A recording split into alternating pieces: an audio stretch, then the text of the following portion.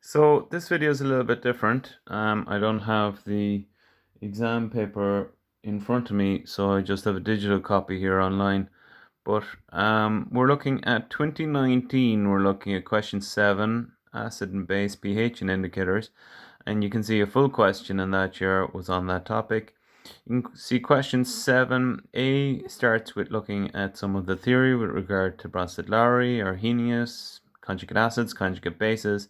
And then part B goes on to the self-ionization of water, and they give us a table and they ask us to draw a graph and use that graph. And there's a little calculation down in part B there as well. So I'm going to start by looking at part A with the theory for a start. So the question asks us to use equations to show that when dissolved in water, HCl acts as a Bronsted-Lowry acid, and in H3 acts as a Bronsted-Lowry base. So we're going to add H2O to both of these because they get dissolved to water to give us the Bronsted acid, to show that it acts. The first one acting as a Bronsted-Lowry acid. Well, Bronsted-Lowry acids donate protons. So if this is going to act like an acid, it's going to donate a proton to the water to give us a H3O plus, and it's going to give us a Cl minus. And if the NH3 acts as a base, a Bronsted-Lowry base, it's going to accept a proton, and it's going to do that by going NH4 plus and OH minus. And that's using equations to show when dissolved in water that this acts as a Bronsted-Lowry base and this acts as a Bronsted-Lowry acid. And 3 marks and 3 marks going for the two of those. On to the next part 3 and part 4, looking at explain why HCl has a weak conjugate base. Well, you should know that HCl is a strong acid. And because it's a strong acid, it has a weak conjugate base.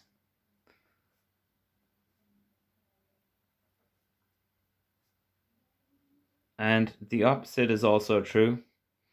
So if you had a weak acid, you'd have a strong conjugate base. And in the case of NH3, it's saying explain why NH3 has a strong conjugate acid. Well, that's because NH3 is a weak base. It's a weak base, so it has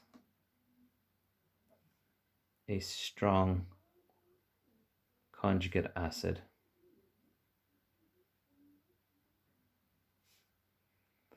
And that is the answer there for 3 and 3 again. 6 marks going for part 3 and 4. Give us a total of 12 for part A. On to part B then. Part B looks at the water, the ionic product of water, Kw. They've given us this equation, 2H2O breaks up, self-ionizes, gives us the H3O plus and the OH minus. Part 1 of the question just asks us to write the self-ionization expression for water. And all you need to do for that part is you just need to say that the Kw is equal to the H3O plus by the OH minus. And you'll see how we get to that in the video on the ionic product of water. So, or you could have Kw is equal to the H plus concentration by the OH minus concentration. These are the same thing. So that is all we need to do there for 6 marks for part 1.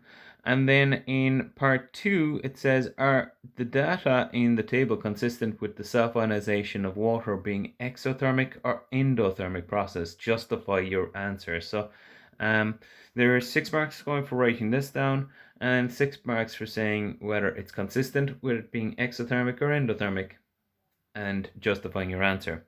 So I suppose if you look at the table, you'll see that as the temperature increases, the Kw increases. Okay. Now, again, if you were following the videos on the chemical equilibrium, you'll see that one of the ways that I have to do it, where you see the determining whether it's exothermic or endothermic, is that I just write down plus heat at one side. If I'm putting it on the right hand side, I'm presuming that the forwards reaction here is giving out heat, it's a product. So I'm presuming that it's exothermic. And then I apply the situation and see if that makes sense. So if this was an exothermic reaction, and if I was applying heat, then it would move away from the stress that's being applied. According to Le Chatelier's principle in chapter 17, when you apply a stress to a system at equilibrium, well, it will readjust to move away from the stress. So if you're adding heat, it'll move away from this. Now, if this was true, then when I increase the temperature, it should decrease the kW. We should get less of these guys because the equilibrium will move backwards. Now, I've already said that as the temperature increases, the kW increases. So that's not the case. So we've basically kind of proved this is false. So heat is not there. So if we put heat here, and again, we can kind of put it in pencil and kind of go, right, if I was to increase the temperature of this reaction, the equilibrium will move forwards because it's moving away from the stress that's being applied, heat in this case, and we'd get more of the H plus and OH minus, and hence we'd get a higher kW. So that does make sense that the heat is on the left hand side, and if the heat's on the left hand side, then it's endothermic. It's like the heat is a necessity. It's like it's a reactant in this reaction. So one of the things that's required to push it forwards. So endothermic is the answer for is it exothermic or endothermic. And basically, how do you explain that? Well, you could say that the equilibrium is pushed forwards when the temperature increases, giving you more of the H plus and OH minus ions, which as a result gives you a higher kW value. Moving on then to have a look at part 3. Part 3 is plotting the graph. So kW versus temperature. As predicted, there's quite a few marks going for this. There are 14 marks going for drawing the graph. So you need to label your axes. You need to make sure that your points are plotted correctly and that you have a smooth curve and that you have correct scales on the axis then as well.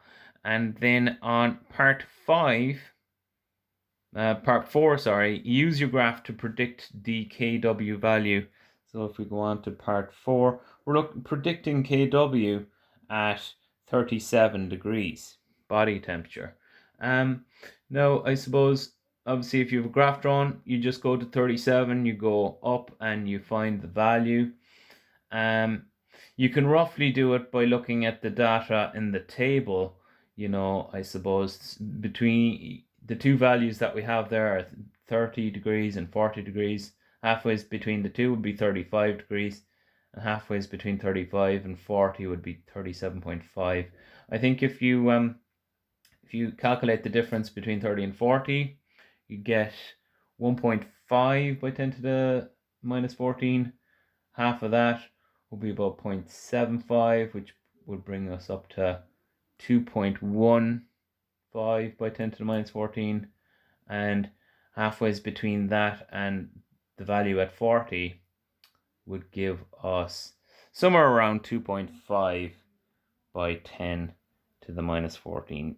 If you have a graph, you can try that out, but that's roughly what you'd get when you're looking at the table. They did give a range in the marking scheme. They gave a range of anything from 2.1 to 2.5 by 10 to the minus 14. So that was perfectly fine. So what I'm going to do, whatever value you got there, hopefully it was within the range, 2.1 to 2.5 by 10 to the minus 14. we're going to use this value in part 5. Okay, so part 5 of the question asks us to use this value to find the concentration of the H plus ions of the water at 37 degrees. So we're going to go back to this guy. We're going to say, all right, the Kw is equal to the H plus concentration by the OH minus concentration. And we just found out that the Kw is 2.5 by 10 to the minus 14. Now, you'll also know that H plus concentration and the OH minus concentration are equal to each other. So you could sub one in for the other, because H plus concentration is equal to OH minus concentration, because we're looking at water here. You could say that H plus concentration squared is equal to 2.5 by 10 to the minus 14. So then if you square root both sides, you'll get the H plus concentration. And slotting that into our calculator, we're saying the square root of 2.5 by 10 to the minus 14. That will give us 1.58 by 10 to the minus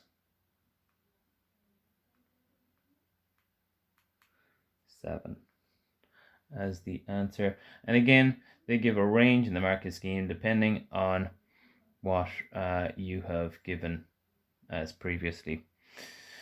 So that is part 5.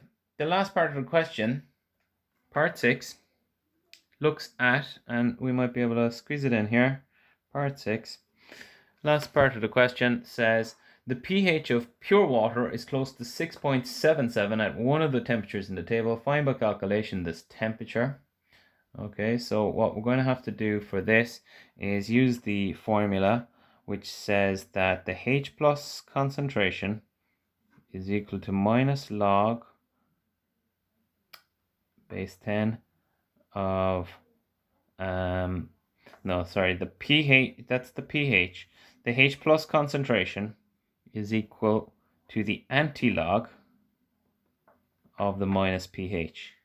So we're going to slot in the pH value they've given us, find the H plus concentration. So the H plus concentration is the antilog of minus 6.77. So that's second function log minus 6.77, and we get 1.69 by 10 to the minus 1, 2, 3, 4, 5, 6, 7. So if that's the H plus concentration, well, we're going to be going backwards essentially. We're going to be looking at that number, and then we're going to be squaring it to find the Kw. So if this is the H plus concentration and the OH minus concentration is the same as it, and the two of them together will give you the Kw, well, we just need to go 1.69 by 10 to the minus 7 squared. So if we square that value, we get 2.88 by 10 to the minus 14. And if we look at our table and we have a look to see what temperature that could be, well, at 40 degrees there's one which is 2.9 by 10 to the 14, so the minus 14 even, the answer there is 40 degrees.